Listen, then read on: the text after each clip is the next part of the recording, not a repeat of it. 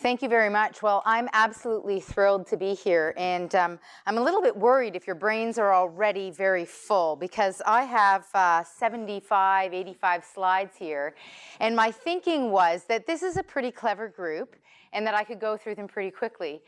So in light of the fact that you've already absorbed a lot today and talked about a lot today, it's going to be interesting to see whether you can keep up. So I'm hoping you'll impress me and keep up with this presentation.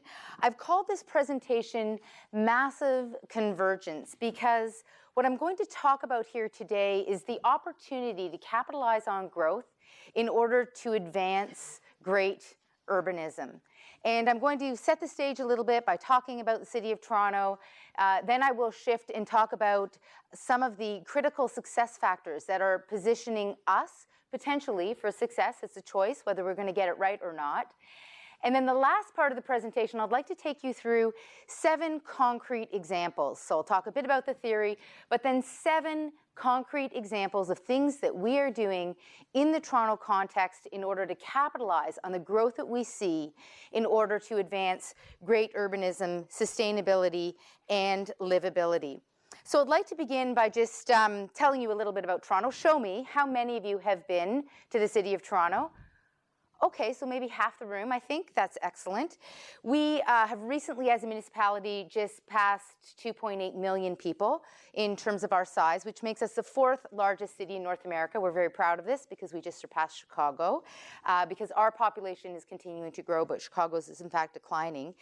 We are set within a regional context that is growing astronomically. There's a tremendous amount of the growth in the region, and I'll talk about the relationship of the growth in the city to the growth of the region as being a critical part of how we are, in fact, transforming. But it's important to note that as we are growing, we're also changing.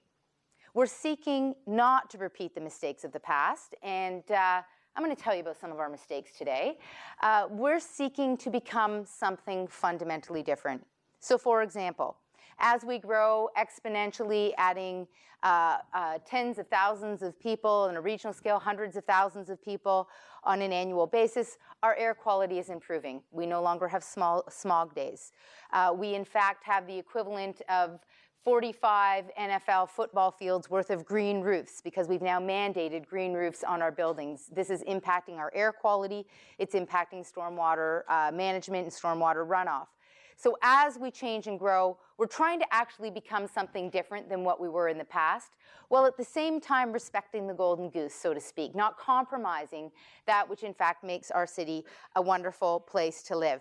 A little bit of context, we are in fact the 3rd largest financial center in North America, the 3rd largest manufacturing hub, so manufacturing continues to be a critical part of our economy, and it's one of the reasons why in 2009, unlike many American cities, most American cities, we in fact didn't experience a downturn in Toronto in 2009. We in fact had a slowdown of about 6 months and then full steam ahead. And part of the reason for that is the diversity of our economy in the core of the city. Well, the financial sector was hit a little bit. Research and development was very strong. Our institutions were very strong. Manufacturing remained very strong. This is a critical part of our city planning and how we use and plan our land. So as we grow, we're seeing, and this is basically a map of the City of Toronto, which is 7 municipalities that were amalgamated 15 years ago. This is 613 square kilometers.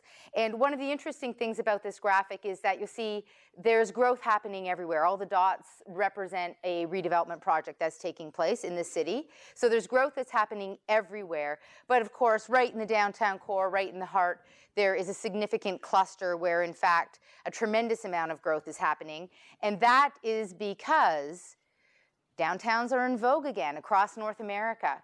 Downtowns are, in fact, transforming the way we think and thrive in our cities in the North American context.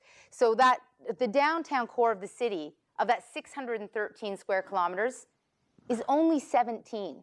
It's a very tiny proportion. It's only 3% of the land area of the city, but it in fact has 51% of the jobs, over 200,000 people, and nearly 75% of the people who live downtown, in fact, walk or cycle to work. So we have a very, very urban core, and then we have the rest of the city is actually very suburban. So in many ways, you'll see some examples I'm going to show you that are about the urban core, but a big part of our thinking is about those other hundreds and hundreds of kilometers and how we transform the rest of the city to become fundamentally urban.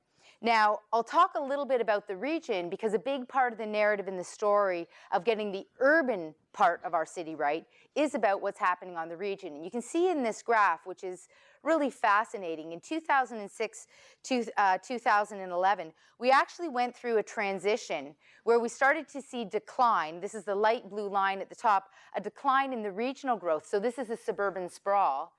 And we started to see that re-urbanization intensification significantly overtaking the sprawl. And this is for a very simple reason, which I'll speak to in a minute, which is the introduction of our green belt, millions and millions of hectares of land protected for agriculture that in fact halted the sprawl at the edge of our city and redirected growth and change into the core. So our growth is actually accelerating significantly. So in 2005, this is what the skyline of the city looked like. In 2015, just 10 years later, this is a transition that we see. So this again was, that's 2005. And in 2015, now I have another slide, which I don't have in this deck, where I actually show what we predict to happen over the next 10 years. And in fact, we're going to see an even more accelerated growth over the next 10 years than we've seen over the last 10. So this raises a critical question. And it's a question about design. It's a question about livability. It's a question about sustainability. It's a question about the capacity of our infrastructure to actually absorb significant population growth and at the same time deliver on the promise of a high quality of life. So needless to say, opportunity abounds. And just to put this a little bit into perspective, we did a bit of a comparative analysis here. If we look at the peak density of Toronto, it's approximately 17,000 people per square kilometer, which is actually very similar to London, interestingly. But the average density is very, very low. So we're a city of two extremes, and you'll see that in my examples. We have a tremendous amount of intensification, a lot of towers in the core, and then we have a very, very suburban form. And the question around creating a livable city is how we transform to actually find some middle ground. It's about mid-rise development. It's about spreading out the growth. It's about ensuring that all areas of the city are in fact benefiting from the change that we see. Here's a comparison with respect to London. Peak density is just over 17,000 people per square kilometer. The average density is a little bit higher. But then we go to a place like New York City and it just kind of blows us both away. 58,000 people per square kilometer and an average density that's almost double what you have in both Toronto and in London.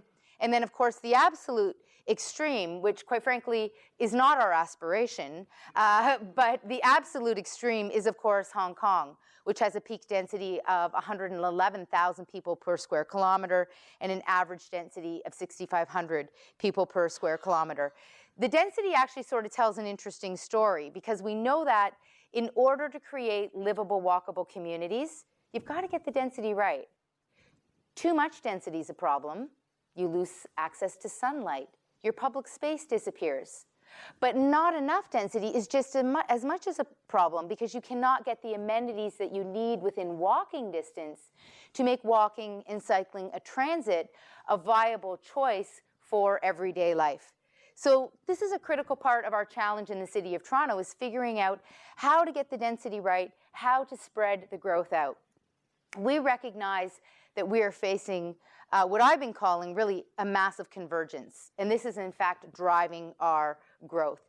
And this massive convergence is sort of like an alignment of the stars, a series of things that have happened that are driving growth into our city, that are presenting an opportunity to transform and create a 21st century city, to become that something that is fundamentally different. So there's three ideas I'd like to talk about, and then I'm going to walk into those 7 examples that demonstrate how it is we're capitalizing on this massive convergence. So the 3 ideas are really what I've called the push, the pull, and the policy. So this is number 1. This is the push. This is in fact our region. And you see here, that's Lake Ontario, the massive body of water, the blue, it looks like the ocean when you're standing at the edge of it, for those of you who haven't been there. It's absolutely massive. And the areas that you see in green is our Greenbelt Plan. It took about 15 years to create this plan. It came into force in effect 10 years ago. And what's amazing about this plan is that by swathing the GTA municipalities with this boundary and limiting sprawl, because unlike our cousins in Vancouver, we don't have mountains and an ocean that naturally constrain growth. We could, in fact, sprawl endlessly. So we did it through policy. We limited sprawl through policy in such a way that we fundamentally transformed land values. We changed the land economics of our region and made it viable to intensify in the core.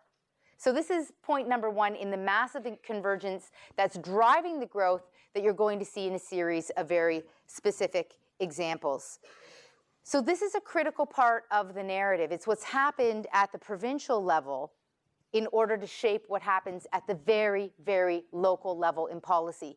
These two things need to be conjoined in order to create a successful dynamic. Now, the second part of this massive convergence, what I've called the pull, is a recognition that cities that do not cater to the preferences of what we call echo boomers, I think you might reference them as Generation Y, I'm not sure, but echo boomers, basically those between the ages of 16 and 34, that if we do not cater to this cohort, which is extremely mobile, if we do not cater to this cohort, our city will die, our city will vanish. This is the future of our city.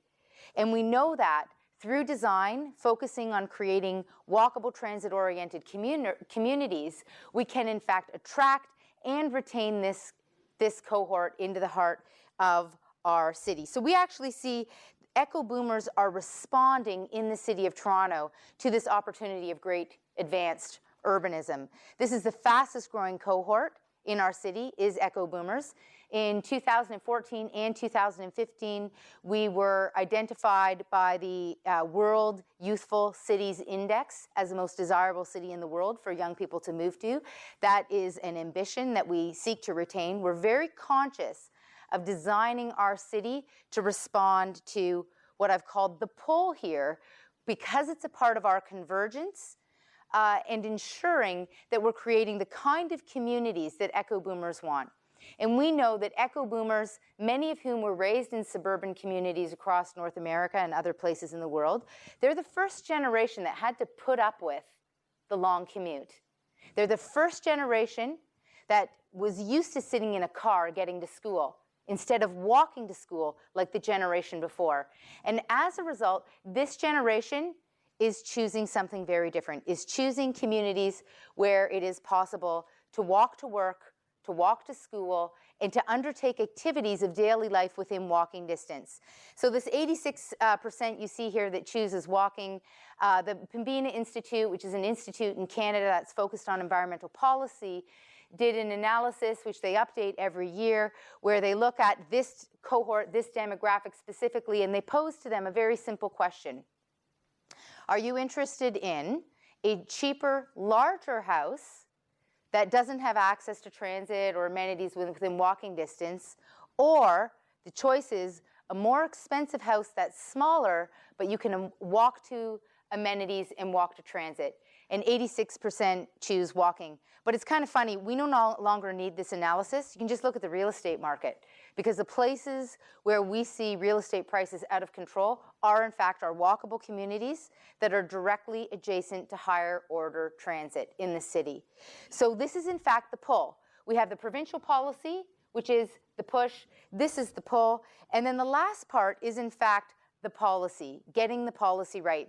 So it's one thing to talk about creating great walkable places, but the challenge is really about getting the design details right. In fact, there were promises, and I'm going to show you some examples of complete walkable communities that were made a generation ago that, quite frankly, simply didn't deliver. And the reason they didn't deliver was because they didn't get the site planning right, the design right, in order to ensure that walking was safe and accessible and convenient as a critical part of everyday life. They didn't get the building design right. So recognizing that we need detailed policy in order to deliver on the promise of ensuring that we're creating the kinds of places that we are, in fact, promising, the dream we're selling in our city. So I'd like to shift gears here a little bit and talk about 7 ways to advance great urbanism. So these are 7 ways that we're capitalizing on the convergence that I just outlined.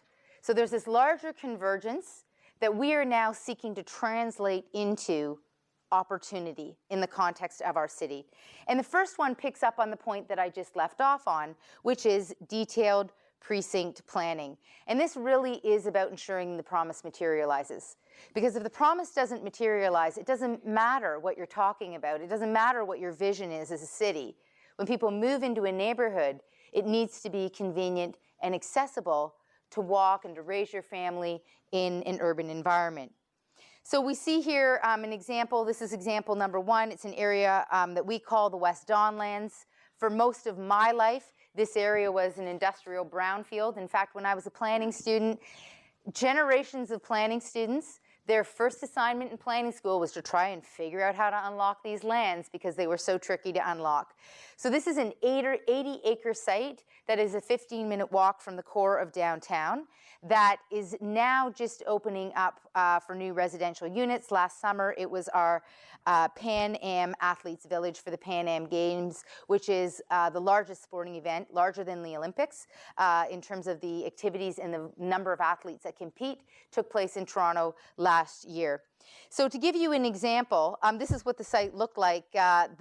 These are 2 heritage buildings, have been boarded up for a very long time. Most of the land was just fallow and needed remediation, also in a floodplain, which produced additional complexities. The vision was to, in fact, turn this into a mixed-use, complete live-work community, again, with that 15-minute walk right into the financial district, into the core of downtown. This is going to be, in fact, a LEED ND neighborhood certification under the U.S. Green Building Council pilot. It focuses on a very strongly defined public realm, thinking about adding density, but on the flip side, wide promenades that are tree-lined with a significant amount of public art that actually deliver on the kind of public spaces that make the streets and the neighborhood parks the living rooms of the community. So this is, in fact, what it looks like today. You can see right at the front the 2 heritage buildings. The heritage building on the right is going to be integrated into a future development parcel. There's also future development parcels on either side of the street. 2 other development parcels that are going to construction this summer. Residents are just moving into the first building this summer. It also includes an affordable housing component. So there is geared to income housing is one of the condo developments. There's a new YMCA that focuses specifically on facilities for the gay and lesbian community. There are also a series of neighborhood functions, including incubators, and there are also is a partnership with area universities, which includes student housing for university students, but also includes academic programs for university students in order to integrate the live-work component. This is what the streetscape looks like today. It looks a little vacuous because people haven't actually moved in.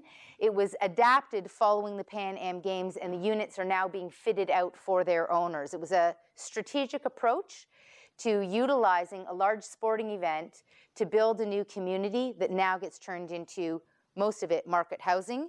Here's an example of some of the public art components. This is, in fact, called the Water Gardens, and it overlooks a children's water play feature. But there's approximately 10 different public art installations throughout this new community. And very importantly, you see here a 25-acre public park and space, including the 16-acre Corktown Common Park.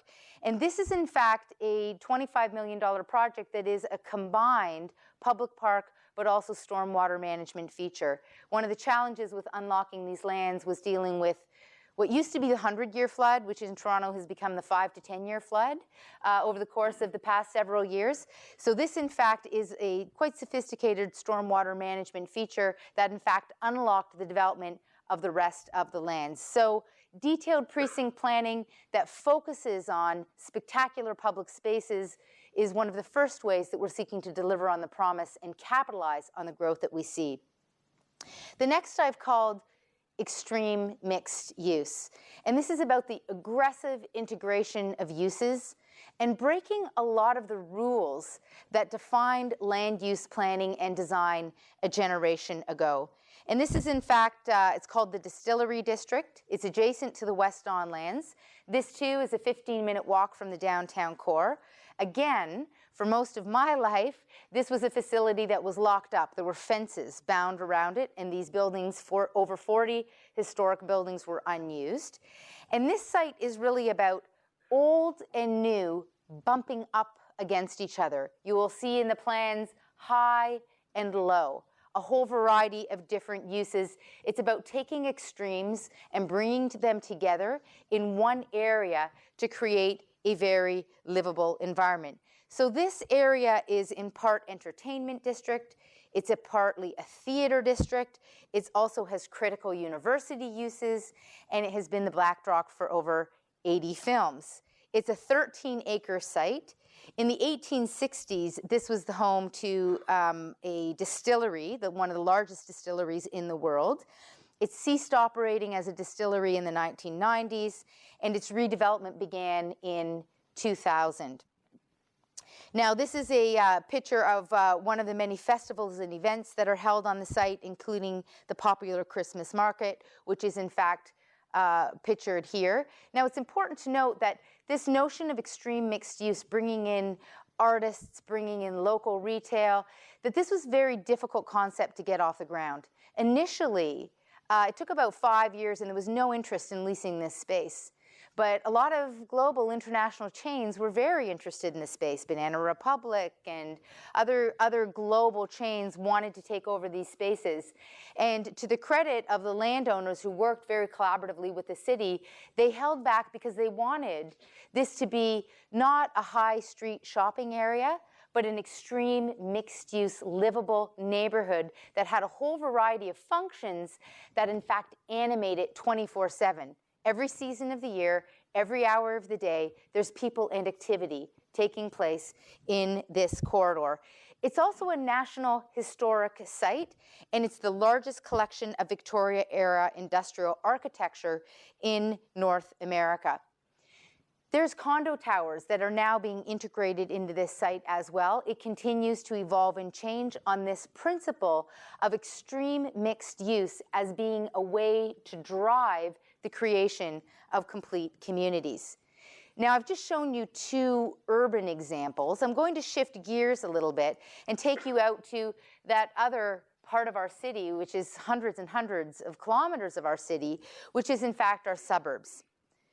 A third way that we're capitalizing on this massive convergence is to create strategic site-specific infill. And this is about transforming the tower in the park. So the low-rise development that you see on the periphery of these slides, designed as single-family homes, this is actually a significant part of the typography of the City of Toronto. But we, in fact, are very unique because when most people think about North American suburbs, they do think about the low-rise. But in fact, we have towers, 1960 towers, as you see in the center of the screen, peppered throughout our suburban communities.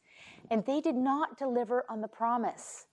They were, in fact, created to be higher end. They're not social housing. Higher end, upper middle class housing.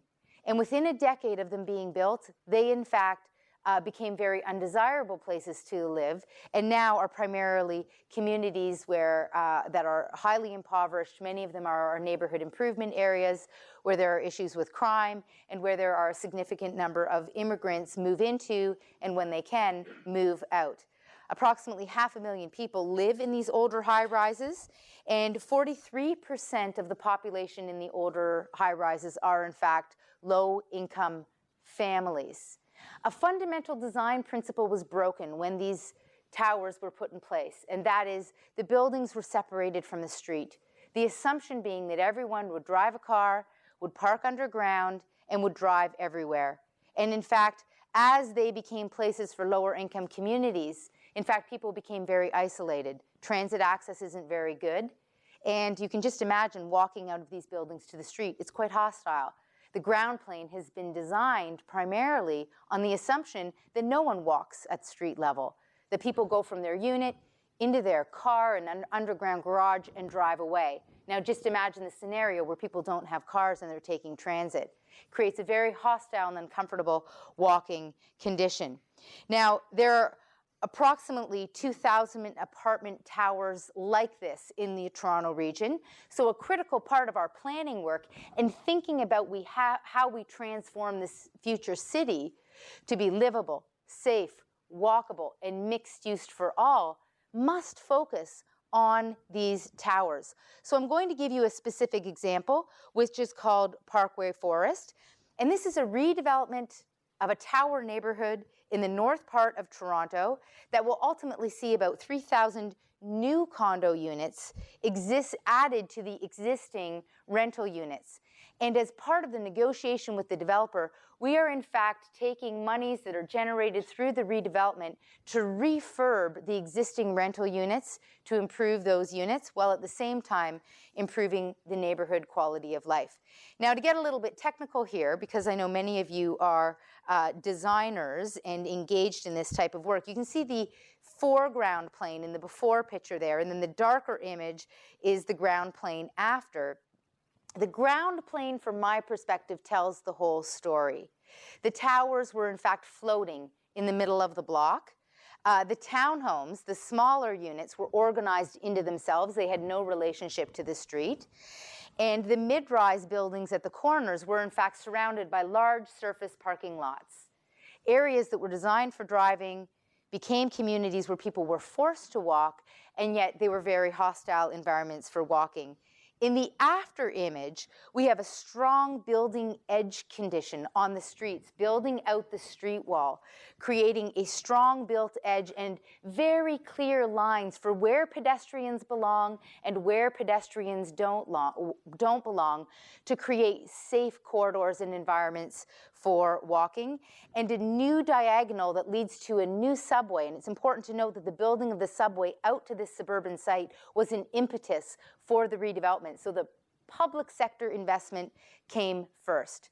So here you see a rendering of what has been achieved. You can see the towers, the existing towers floating in the middle of the image, and new mid-rise towers that are added at the edges of the site to define the public realm and to create a great walkable environment, but also adding a mixture of housing types.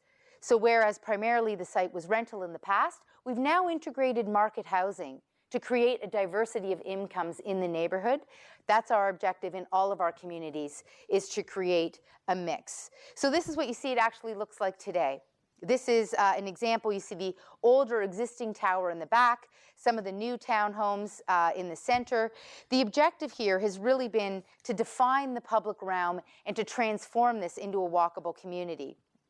Now, you can see in this image, this is the new diagonal plane that actually leads to a new community center and a new school right in the heart of the site. The colorful pillars that you see, we call beacons. And we wanted to transform the site with a visual identity that welcomed people into the site as pedestrians and made it very clear where the public spaces in the site are. And so the public art here has been used as a tool, and if you follow these beacons, they terminate at the new school and at the new community center, creating a very strong urban structure within the site itself. And this is right in the heart of the site. On the right-hand side of the screen here, you see an existing building. This is a new building that you see facing with a new public space. A key objective, as opposed to the old ground plane, where buildings were isolated and floating in the middle of parking lots, a key objective here has been to frame public spaces with buildings to create, as Jane Jacobs taught us, eyes on the public space or eyes on the street. And this is a wonderful example. Residents who'd lived in this community for decades, who'd never had a playground, who'd never played in a playground, they are now a part of a community, meeting their neighborhoods, playing and using the public space. I'm going to walk through rather quickly another very large example of where we're transforming this type of isolated tower community into a mixed-use community. And it's in fact called Regent Park. Now, no, Regent Park has different connotations in London. But if you say Regent Park, and if you said Regent Park 15 years ago in Toronto, the first thing that people thought of was gun violence, gangs, poverty, hopelessness. That's what Regent Park meant. This area you see was the most notorious, most dangerous place in the city of Toronto.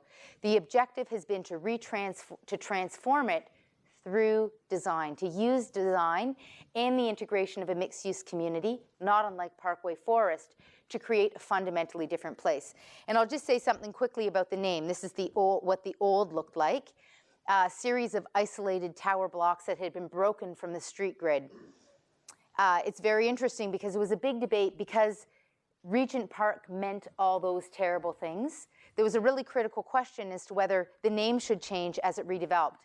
Something very beautiful has happened, which is we've redesigned Regent Park, and it no longer has those connotations. It's taken about a decade, but the connotation has changed. When people think of Regent Park today, they actually think about innovation, they think about urban living, they think about community. Some of our most beautiful community facilities and cultural centers are now located in the heart of Regent Park. So this is one of the most dangerous corners in the city of Toronto. This is what it looked like before. As a result of phase 1, we're now in phase 3. As a result of phase 1, this is what it looks like today.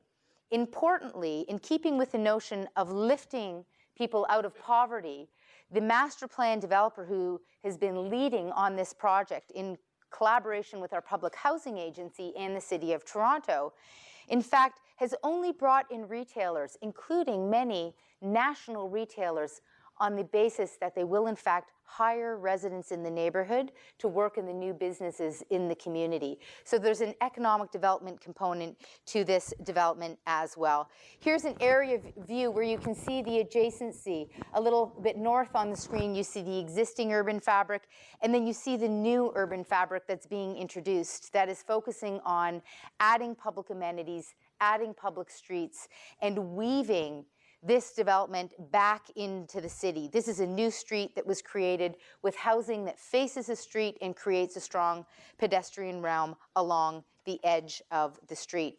So those are some examples of how we're transforming very suburban forms, capitalizing on our growth, adding market housing into rental housing in order to create complete mixed-use communities. Example number 4 is about urbanizing our avenues and embracing the mid-rise city. Now, I've shown you a lot of towers, and Toronto, in fact, has the 4th highest number of towers of any other city in North America. We have a lot of towers. We are a tower-oriented city. But there's been a missing piece in our urban fabric, and I would argue it is mid-rise. So in the context of our official plan, this is our policy that you see here, all of the mustard-colored areas we've identified as corridors with higher order transit where we can, in fact, integrate mid-rise buildings in order to create main streets with higher density development adjacent to low density development in single family neighborhoods. So this is an example of a built form, and we've identified quite specifically in policy what that built form looks like because we want to be sensitive to the adjacency of single family homes. This is another example of what that mid-rise development form looks like. Here's another example in keeping with our policy. So we do end up in this situation, which is quite interesting because we've had these 1 to 2 story corridors that are our transit corridors. We're adding new buildings that look just like this to intensify those corridors. But we do end up in a situation like this where you get the juxtaposition of the old and the new, where you have lower forms and a little bit more density along our avenues. But this is a critical way of transforming our suburban neighborhoods by adding density adjacent to those single-family housing neighborhoods in such a way that we begin to create walkable communities in places where currently the only way you can get to a doctor or a dentist or to get your hair cut is to get in the car. But by urbanizing these avenues, we're adding a new choice. I'd like to give you a very specific example. It's called Eglinton Connects. We're building 22 kilometers of LRT right through the heart of the city, right in the middle of the city. Now, this 22 kilometers of LRT goes through a variety of different urban forms. It goes through Tower area, it goes through traditional main streets. This is an area where it in fact goes through a big box development. You can see here, this is sort of like anywhere USA. You've got big box developments, a big wide street. Most of the time it actually is pretty empty, like you see in this picture. But in peak periods, it's a total nightmare. In peak periods, all 6 lanes are jammed with cars because there's really nowhere that you can walk in this area. As a result of the LRT that's coming right down the center of this corridor, we're adding separated cycling infrastructure. We're widening the sidewalks and adding green infrastructure so we can collect storm water at the source instead of sending it into our sewer system. And we've also approved a mid-rise built form technology. Now, this is where the LRT is at grade. We also have a similar dynamic along the corridor where we are transforming the built form and the sidewalks and the streetscape where the LRT is below grade. But that big box center that I just showed you a few slides back, you can see the big box typology here. That is actually being transformed to this. We're transforming that big box power center, urbanizing our avenues by adding mid-rise development and creating a linear neighborhood with employment, with amenities at grade, adjacent to single-family communities. And we're able to do that as a result of the introduction of LRT. I'll give you another suburban example, which is our Dufferin Street Avenue study. You can see in this next slide, the typology here is very, very low density. The larger floor plates that you see to the top of the screen, those are industrial uses. But on the other side of the street, you see single-family homes. And what we're doing is taking the entire corridor and we're redesigning the corridor for mid-rise development to add into what is currently 100% a car-oriented community where you would really only drive from point A to point B. We're transforming that into a walkable, linear, mixed-use neighborhood, adding just enough density to create that critical mass of people and activity that will transform this into a transit-oriented, walkable place. The fifth way that we're capitalizing on this massive convergence is by urbanizing classic suburbs. And this is about adding gentle density and new housing typologies in communities where it doesn't currently exist. So this is a typical 1950s suburban plaza.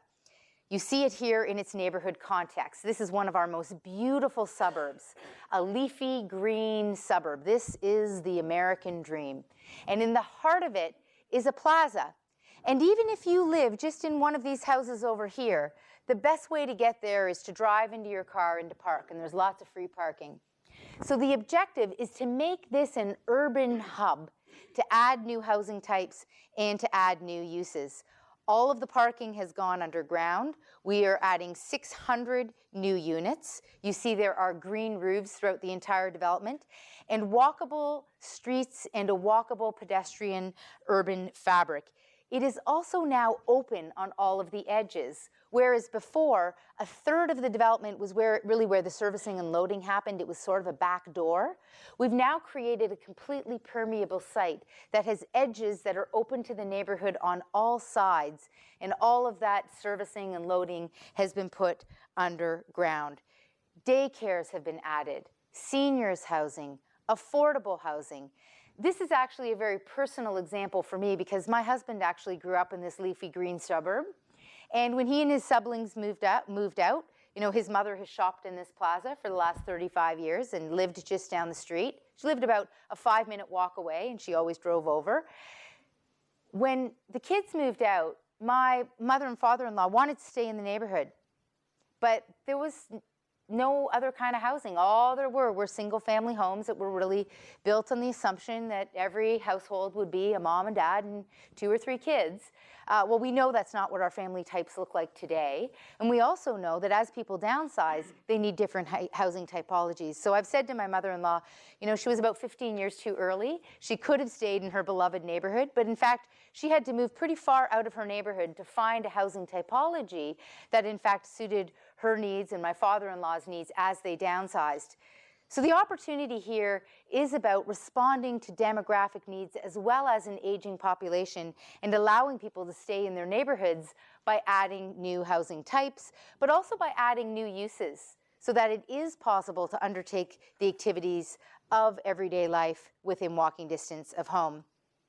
The sixth way we're capitalizing on our massive convergence is by investing in our public realm. And this is really about quality space for quality public life.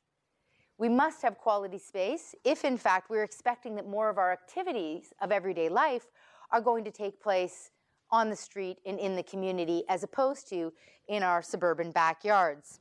So this is, in fact, a project called the Bent Way. It's a project you might have heard of or seen in the media as called Project Undergardner. And this is a very interesting and unusual plan that reflects our maturing as a city, I believe, to transform 1.75 kilometers of space underneath an elevated expressway into a community space. You can see here in plan view that it links together a whole variety of newly built urban neighborhoods. And we've been roundly criticized at the city for many of these new neighborhoods because the neighborhoods have been built, but the public space hasn't yet caught up. We need the public space to respond to the urban living. So this is really a monumental space. This is what it looks like underneath the Gardner Expressway. And the objective is to take advantage of this space and to transform it into a series of different urban hubs that will be programmed at all times of the year. So you can see here it'll be a space for creating a strong pedestrian and cycling connection, but there will be event venues, there will be places for gathering, and it will also be a multi-seasonal space that provides the opportunity for people to gather and experience the city as a winter city, which we of course are. Another great example of transforming our public spaces to accommodate new urban dense living is our waterfront park. This is Canada's, this is the heart of our waterfront industry. You can see here the blue long building is an active part of the industrial port. And this has in fact been transformed to what is known as Sugar Beach, in part because the industrial port is adjacent to Redpath, which is a sugar refinery. Part of what we've done here is bumped up the industrial uses and capitalized on our industrial heritage and embraced it as in fact being a critical part of the identity of our waterfront moving forward. And this has become a well-beloved public space in the summer, and it's nearly impossible to get into one of those Muskoka chairs on a nice summer day because it is just jam-packed with people experiencing the water's edge. Another critical way we're transforming public space along the waterfront is by creating what we've called wave decks. Now, wave decks are a way of extending a very limited public space by cantilevering over the water's edge and extending the breadth of the sidewalk space to accommodate the new density taking place in the town. But what's interesting is that these have also become well-loved public spaces where people gather, sit, where children run and play, but it's a way of extending and finding new space, just like Undergardner has been about finding new space in an already very dense urban environment. Sherburne Common is another example of doing the same. This is a park, but it's also a water treatment facility. It is about finding space by adapting a technical function into a public space function that becomes a place where people can gather or skate in the winter in a place that previous really only had a very technical function. It's now been adapted and changed. Those are 6 key ways that we're transforming the city. But I'd like to talk just in closing about the way that we're transforming the discourse to transform the city. And this is really about a strategy for engaging Torontonians and bringing forward the best ideas in design, but also building up capacity to adapt to change. That Humbertown development that I showed you in that leafy green suburb, well, the story of that proposal for the first 12 months was of protest. Residents put signs on their lawns that said, "Stop Humbertown development now." It was hardcore NIMBYism. It took about 2 years for the residents in the community to start to embrace change, because initially they responded with outrage. They didn't appreciate that this could add value to their community and improve their quality of life. So we, in fact, have a larger initiative called Growing Conversations, which is about making engagement work. This is an ongoing initiative. It includes chief planner roundtables, which I host, which are about bringing in experts in academia into the halls of City Hall to challenge our assumptions and to ask the tough questions that we don't yet know the answers to. But we also have an initiative called PIPS. And you can see our new logo on the side. And PIPS stands for Planners in Public Space. And this is where we go out into the community and we engage the community about what the future city could look like. And we engage the community in a conversation about that future city. But we've also created a youth research team and a youth engagement strategy, knowing, if we go back to the beginning, that echo boomer population is a critical part to our future success.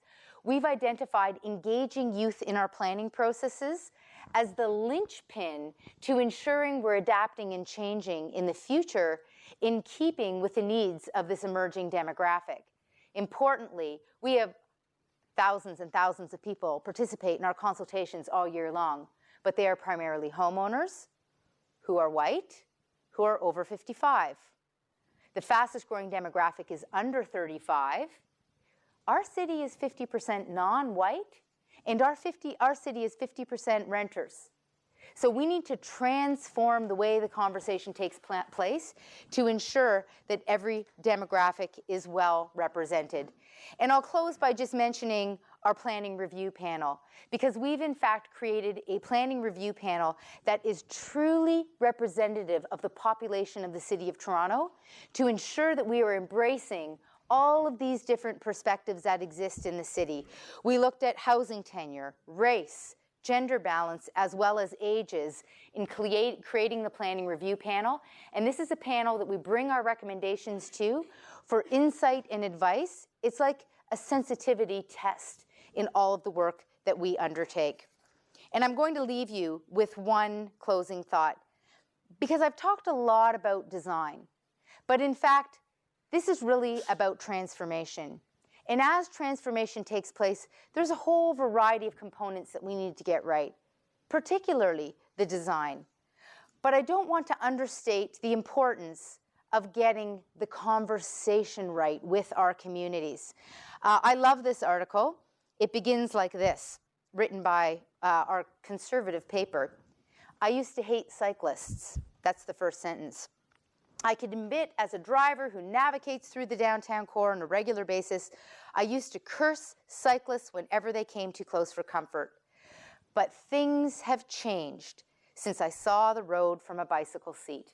We held a consultation, which I led, where we invited our greatest critics to come out and cycle through the city with us. And it was about changing perspectives in order to be able to transform the city. And in many ways, this is really what a democratic urbanism is all about. Thank you very much.